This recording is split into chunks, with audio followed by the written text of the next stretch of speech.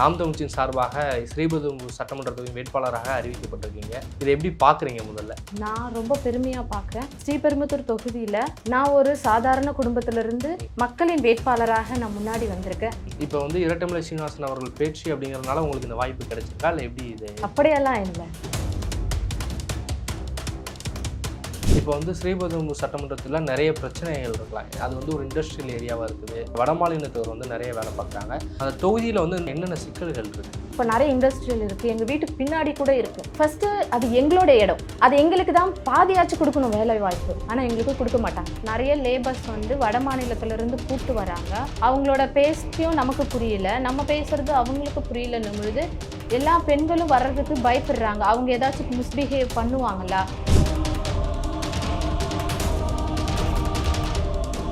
Industry உங்கள் தொகுதியில் நிறையா இருக்குது. தொகுதி வளர்ந்துருக்கா?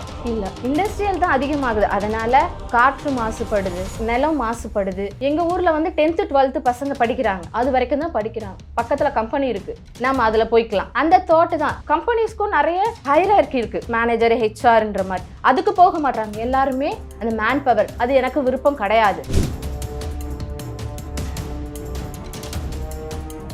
இப்போ நாம் தமிழ்ச்சி எதற்கு தேவைன்னு அப்படின்னு ஒரு காரணம் இல்லை, என்ன தேவை நாம் தமிழ்ச்சி? முதல்ல ஸ்ரீபெரும்புதூர் தொகுதியில் ஃபஸ்ட்டு மது 14 வயசுலேருந்தே எல்லாருமே குடிக்க ஆரம்பிச்சிருக்காங்க, கஞ்சா யூஸ் பண்ணுறாங்க. ஸ்ரீபெரும்புதூரில் இருக்கிற ஏரி வந்து செம்பரம்பாக்கத்தில் கனெக்ட் ஆகுது. இதில் இந்த தொழிற்சாலை கழிவுகள் எல்லாமே அந்த தண்ணியில் கலந்து அந்த தண்ணியும் நச்சுப்படுது. இந்த இண்டஸ்ட்ரியல் ஏரியாவில் லோக்கலில் இருக்கிற வில்லேஜஸ்க்கு 50% நிரந்தர வேலை வாய்ப்பு நான் வந்தால் அதை செயல்படுத்துவேன்.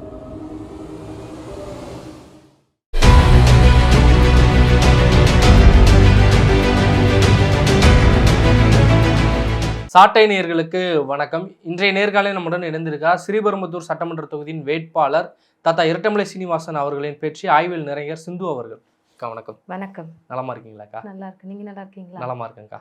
நாம் தமிழ்ச்சியின் சார்பாக ஸ்ரீபெரும்புதூர் சட்டமன்ற தொகுதியின் வேட்பாளராக அறிவிக்கப்பட்டிருக்கீங்க.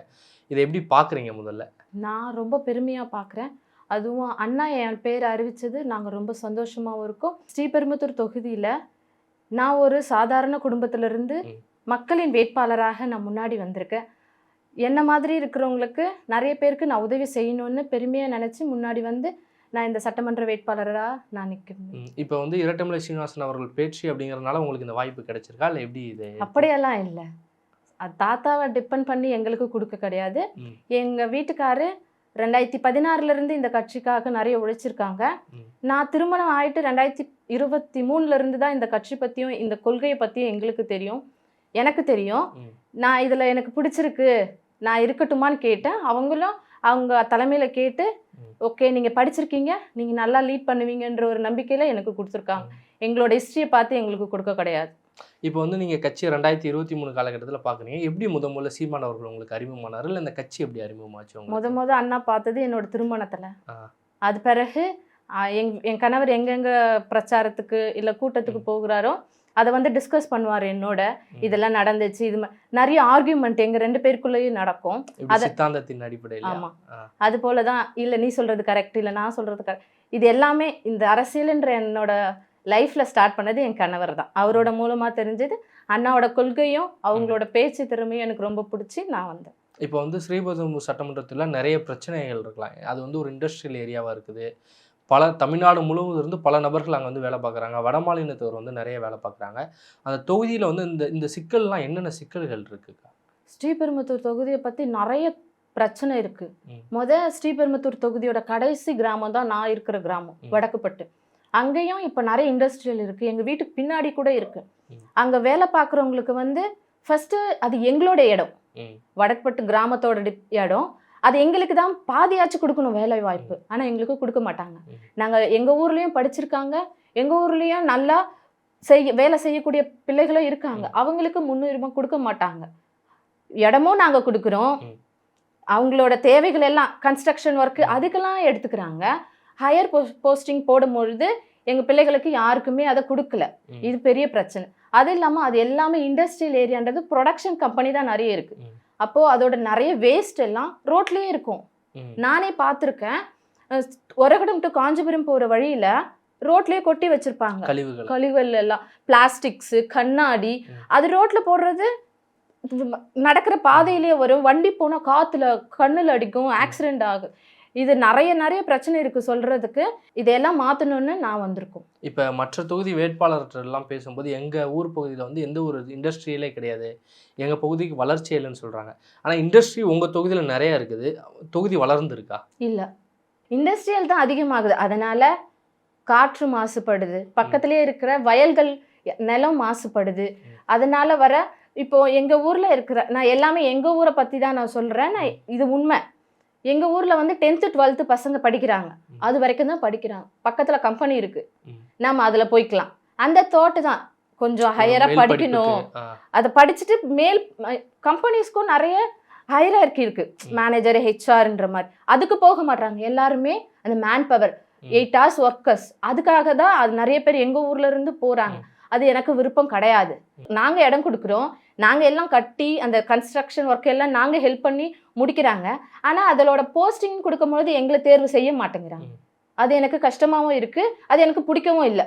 இது பத்தி மக்களுக்கு விழிப்புணர்வு ஏற்படுத்த ஏதாவது ஏற்பாடு பண்ணிருக்கோம்.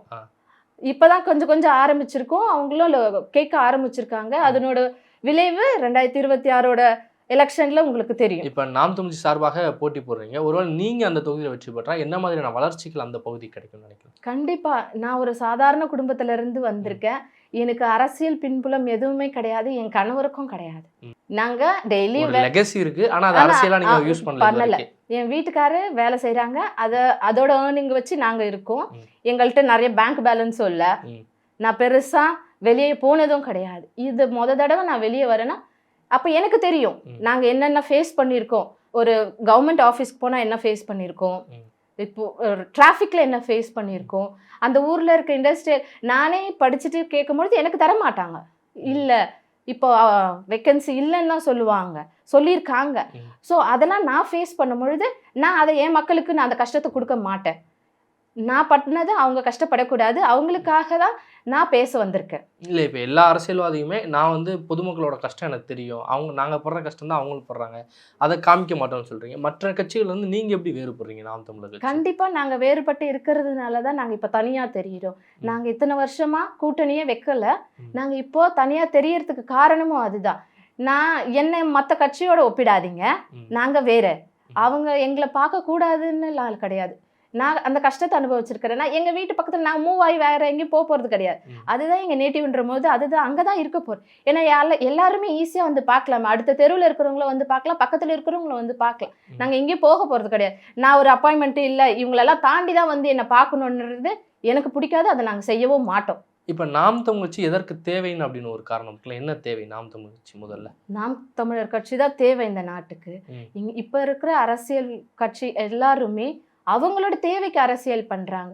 ஆனா நாம் தமிழர் கட்சி இருக்கிற மக்களும் சரி, அண்ணனும் சரி, எதிர்காலமும், எனக்கு 2 வயசு குழந்தை இருக்கு, நான் அவளோட எதிர்காலத்துக்காக தான் அரசியல்ல வந்திருக்கேன். அவளுக்கு ஒரு நல்ல காத்து வேணும், நல்ல தண்ணி வேணும், நல்ல எஜுகேஷன் வேணும். இப்போ இருக்கிற நான் ஒரு ஸ்கூல்ல சேர்க்க முடியும், அதை விட அதிகமான நல்ல ஃபெசிலிட்டிஸ் உள்ள ஸ்கூலும் இருக்கு, அதில் எப்படி நல்லா சேர்க்க முடியும்?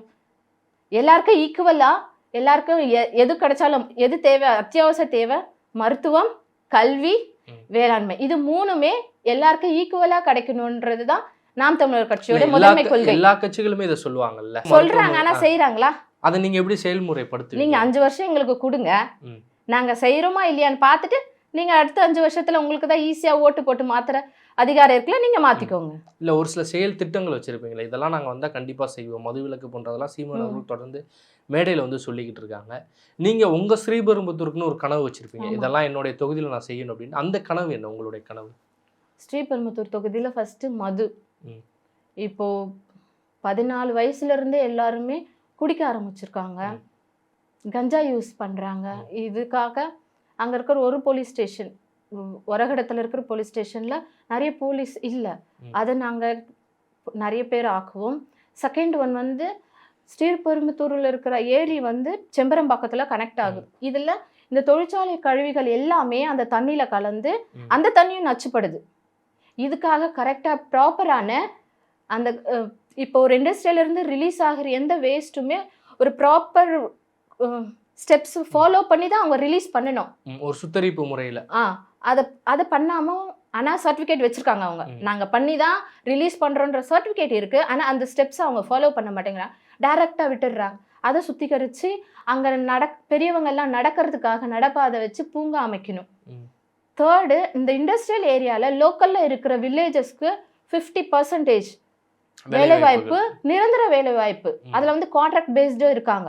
அது வேண்டாம் எங்களுக்கு, நிரந்தர வேலைவாய்ப்பு எங்களுக்கு வேணும். அங்க தண்ணி வந்து ஏரி பாசனம் தான். ஏரி பாசனம் வந்து ஒரு ஊருக்கு ஸ்டாப் பண்ணிக்கிறாங்க, எங்க ஊருக்கு வரமாட்டேங்குது. அந்த ஏரி பாசனத்தை ப்ராப்பரா நான் வந்தா அதை செயல்படுத்துவேன். ஸ்ரீபெரும்புத்தூர் தொகுதியை சுத்தி வில்லேஜஸ் தான் நிறைய இருக்கு. அதுக்கு வந்து கரெக்டா பஸ் வசதி கிடையாது. பஸ் வசதி இருந்தாலும் ஒரு நாளைக்கு 2 தடவை தான், ஒரு பஸ்ஸு காலையில ஒரு தடவை, சாயந்தரம் ஒரு தடவை, அப்படிதான் இருக்கு. ஊர்ல இருக்கிறவங்க, வில்லேஜ்ல இருக்கிற மக்கள் எல்லாம் ஒரு சென்டர் பிளேஸுக்கு வரணும்னா அவங்க வெயிட் பண்ணி வராங்க, இல்லைன்னா நடந்து வராங்க. வண்டி இருக்கிறவங்க அவங்க வந்துக்கிறாங்க. இப்பயும் நடக்கிறவங்க ஆமா, எங்க ஊர்லயே நடந்து வராங்க. இலவசமாக பெண்களுக்கு பேருந்து கொடுத்துருக்கேன்னு சொல்றாங்க. பெண்கள் வந்து சந்தோஷமா இருக்கிறாங்க தமிழ்நாட்டில் திமுகவின் ஆட்சியில்னு சொல்லிட்டு திமுக கிளைம் பண்ணிக்கிறது. நீங்க எப்படி ஒரு குற்றச்சாட்டு வைக்கிறீங்களா? இது குற்றச்சாட்டுல நானு தான் உங்களுக்கு சாட்சி. எங்க வீடு வந்து ரோட்லயே இருக்கு. எல்லாருமே நடந்துதான் வருவாங்க. சாயந்தரம் ஆனா அந்த பஸ் விட்டுட்டாங்கன்னா ஒரு எக்ஸ் ரோடு இருக்கும்ல, அங்க நிப்பாங்க. அங்க இருந்து நடந்துதான் எங்க ஊருக்கு எல்லாரும் நடந்துதான் வருவாங்க. இப்போ வரைக்குமே, இந்த நிமிஷம் வரைக்கும் நீங்க போய் பார்த்தாலுமே நடந்துதான் வராங்க. சட்டமன்ற உறுப்பினர் எந்த ஒரு நடவடிக்கை எடுக்கலையா? அது கேள்வி எடுக்கவே இல்லை. நீங்க இப்ப கூட நான் சொல்றது பொய்னா நீங்க எங்க ஊருக்கு வந்து பாருங்க, நிச்சயமா நடந்துதான் வருவாங்க. யாராச்சும் வந்தாங்கன்னா கை போட்டு ஏறி வருவாங்க பெரியவங்க. அதுவே ஒருத்தவங்களா குடிச்சிட்டு வரும்பொழுது அங்க கண்டிப்பா ஆக்சிடென்ட் நடக்குது. குடிச்சிட்டு ஏத்திக்கிட்டு வராங்கன்னும் பொழுது வீடு வரத்துக்குள்ள ஏதாச்சும் ஆக்சிடென்ட் நடக்குது. அதுக்கு போக்குவரத்து வசதி நான் ஏற்படுத்தி கொடுப்பேன். நாங்க வந்தோம்னா, நாம் தமிழர் கட்சி வந்தோம்னா கண்டிப்பா அதை நாங்க சரி பண்ணி கொடுப்போம். அது இல்லாம ஸ்ரீபெரும்புத்தூர் தொகுதியில நிறைய லேபர்ஸ் வந்து வட மாநிலத்துல இருந்து கூட்டு வராங்க. அவங்களோட பேச்சும் நமக்கு புரியல, நம்ம பேசுறது அவங்களுக்கு புரியலன்னும் பொழுது எல்லா பெண்களும் வர்றதுக்கு பயப்படுறாங்க. அவங்க ஏதாச்சும் மிஸ்பிஹேவ் பண்ணுவாங்களா? கண்டிப்பா பண்ணியிருக்காங்க. எங்க ஊர்ல எல்லாம் திருடவும் செஞ்சிருக்காங்க. வீட்டுக்குள்ளாரெல்லாம் வந்து, எங்க ஊருன்னு இல்லை, ஸ்ரீபெரும்புத்தூர் தொகுதியை சுத்தி இருக்கிற வில்லேஜஸ்லயே அவங்க போயிட்டு மிஸ்பிஹேவ் பண்ணியிருக்காங்க. அதுக்கு 12 மணிக்கெல்லாம் போலீஸ் வரும்பொழுது 2 குற்றம் நடந்துச்சுன்னா இருக்கிற போலீஸ் இந்த பக்கம் வருவாங்களா, அந்த பக்கம் வருவாங்களா? அதனாலதான் போலீஸ் நம்பர்ஸ் நாங்க இன்க்ரீஸ் பண்ணணும்னு நாங்க வேண்டி கேட்டுக்கிறோம். அதே இல்லாம ஒரு வழியில போறாங்கன்னா அது ஃபுல்லா இண்டஸ்ட்ரியல் ஏரியா, ரோடு டிபெண்ட் பண்ணி தான் போறாங்க. நிறைய ட்ரக்கு போகும், பேசஞ்சர்ஸ் ஏத்திட்டு போற கம்பெனி வெஹிக்கல் போகும் பொழுது ரொம்ப டிராஃபிக் ஆகுது. சென்டர்ல, ஸ்ரீபெரும்புத்தூர் தொகுதி சென்டர்ல நிறைய வெஹிக்கல் இருக்கும்பொழுது நிறைய நேரம் டிராஃபிக் ஆகுது. அதனால ஆம்புலன்ஸ், ஆமா, நிறைய ஆக்சிடென்ட் நடக்குது. ஆம்புலன்ஸ் போக கூட வழி இருக்காது, அவ்வளோ டிராஃபிக். இது வந்து எல்லா நேரமும் இருக்காது. காலையில, மதியம், அவங்க ஷிஃப்ட் வைஸ் இருக்கு.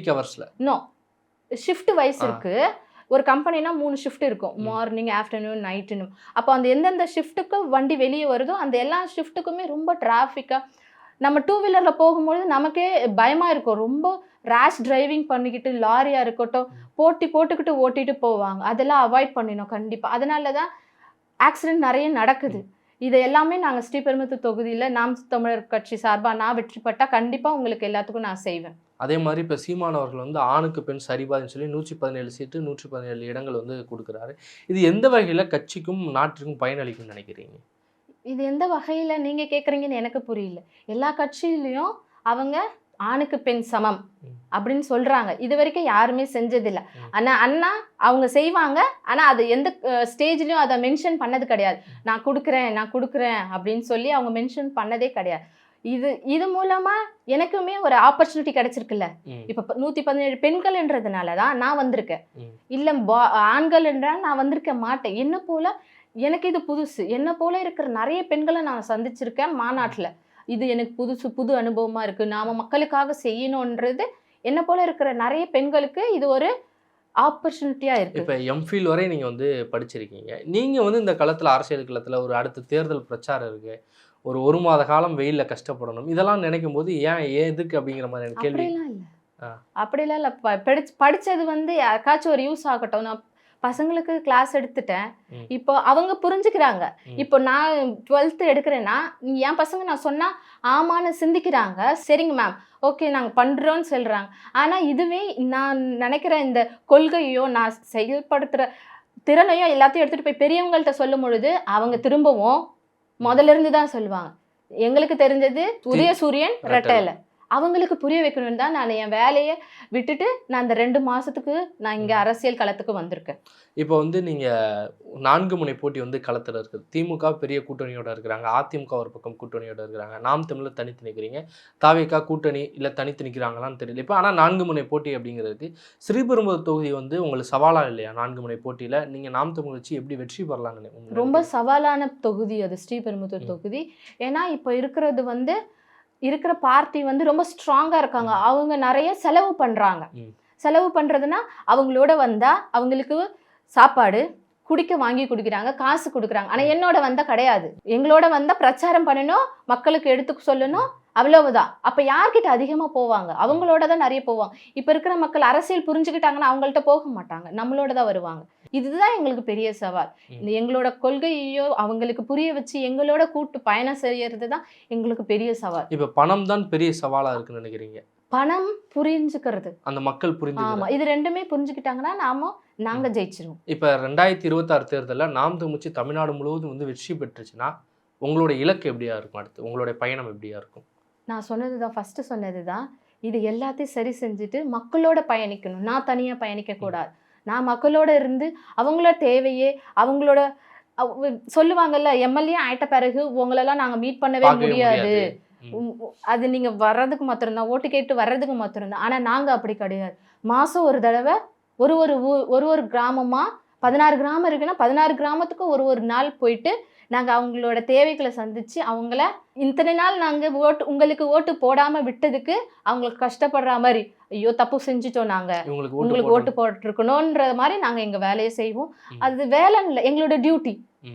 நான் ஒரு எம்எல்ஏ கேண்டிடேட் இருந்து வெற்றி பெற்றேன்னா என்னோட வேலை அதுதானே, நான் அதை தானே செய்யணும், அதை நான் சிறப்பா செய்வேன். இப்போ 8% வாக்குகள் இருக்கு, இது வந்து வெற்றிக்கு வந்து உங்களை கூட்டு சொல்லுன்னு நினைக்கிறீங்களா? கண்டிப்பா கூட்டு செல்லும். ஏன்னா February 21 நடந்த மாநாடு எல்லாருக்கும் இப்போ ஒரு பயமா இருக்கு. இப்படி வந்திருக்காங்களே, இவ்வளோ பேர் வந்திருக்காங்க, அந்த நோட் புக்கெல்லாம் இஷ்யூ பண்ணது அதெல்லாம் பெரிய ஆச்சரியமா பாக்குறாங்க. இப்படி கூட இருப்பாங்களா மக்கள், இப்படியெல்லாம் இருக்காங்களான்னு.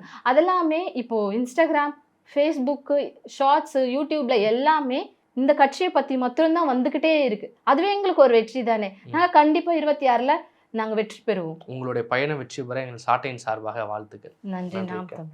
சாட்டை எடுத்து நாட்டை திருத்து.